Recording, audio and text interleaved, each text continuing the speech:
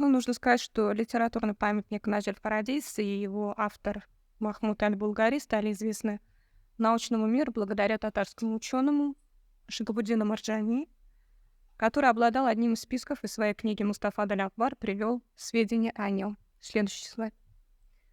Где рассказывал о том, что эта книга «Наджиф-Фарадис» означает «открытый путь к краям», и она была написана в городе Сарае богословом, знатоком, ученым Махмудом бин Али ас-Сараи, по происхождению из Болгара, по рождению из Кардара.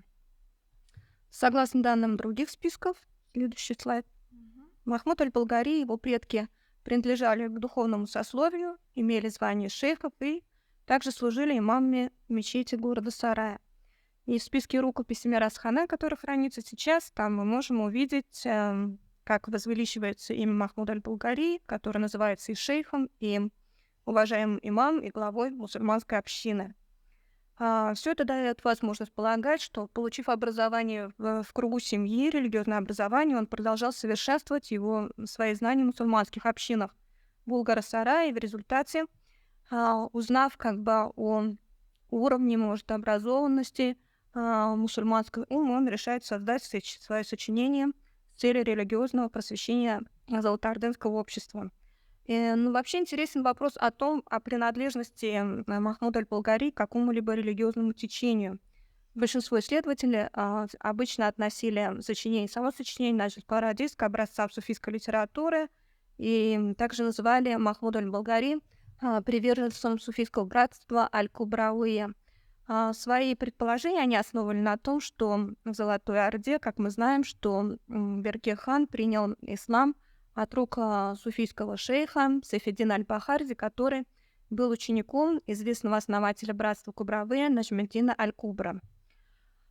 Другие полагали, что в Золотой Орде вообще была некая дифференциация суфизма, которая была лояльна к официальной власти, и некоторое оппозиционное течение, которое выступало против религиозной политики государства.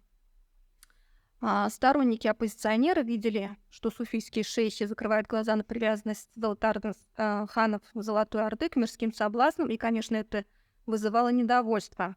Но, возможно, и сам Махмуд аль-Болгари считали некоторые исследователи, сам тоже был сторонником и входил в ряды оппозиционеров, поскольку в тексте Наджиф-Фарадис само произведение посвящено какому-либо правителю или представителю верховной власти.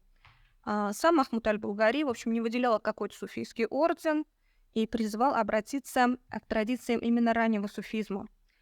Здесь, конечно, важно обратиться и к источникам Наджиф-Фарадис, их очень много, и все, следующий слайд, они прописаны в заключительной части сочинения, и, конечно, я бы не буду освещать все источники, а хотелось бы остановиться на тафсирах. Махмуд аль-Болгари, следующий, он привлекает в своем исследовании два тафсира. Это первый тафсир Абуль-Касим аз-Замахшари, Аль-Кашаф ан Хакайк ат-Танзил, раскрывающий истинное откровение, который был написан в XII веке. Здесь нужно сказать, что этот тафсир, он известный мутазилитский тафсир, и, очевидно, мутазилитская направленность книги Аль-Кашаф проявляется в выражении идеи сотворенности Корана, а также в опоре главным образом на авторитет мутазилитских ученых 8-10 веков. Следующее. Нужно отметить, что идеи мутазилизма тоже были распространены на территории Золотой Орды.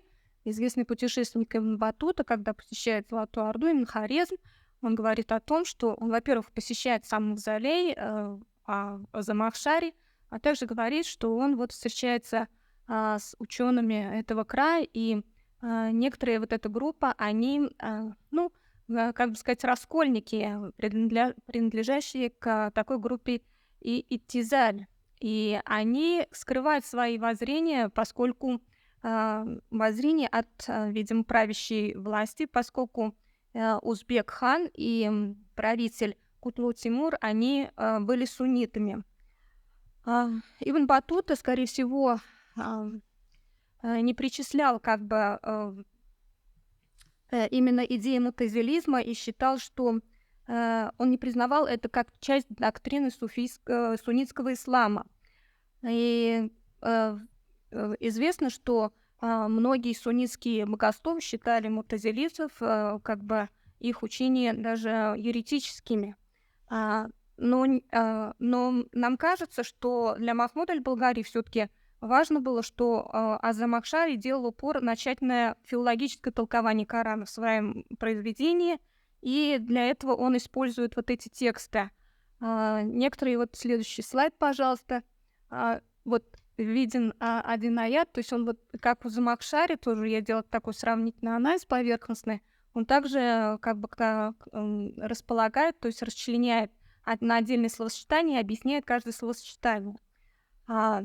Другой тафсир Махмуда аль-Исфахани, но о нем в Золотой Орде, в общем-то, особо неизвестно. Исфахани сам был из Хулугуидского Ирана, переехал в Мамлюкский султанат, и там он жил и был учеником Ибн Тамия.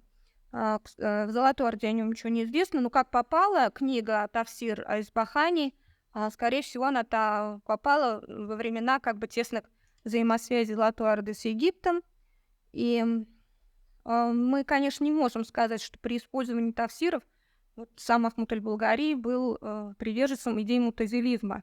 И нам кажется, что он просто, поскольку Аль-Хорезми очень был, наверное, Замахшари был очень популярен в регионе в этом, и именно сама вот это, он хотел донести ведь вот эти аяты Коран более простым языком, более конкретно, чтобы это было понятно. Он понимал уровень образования вот золотоордынской общины, в плане религиозного знания.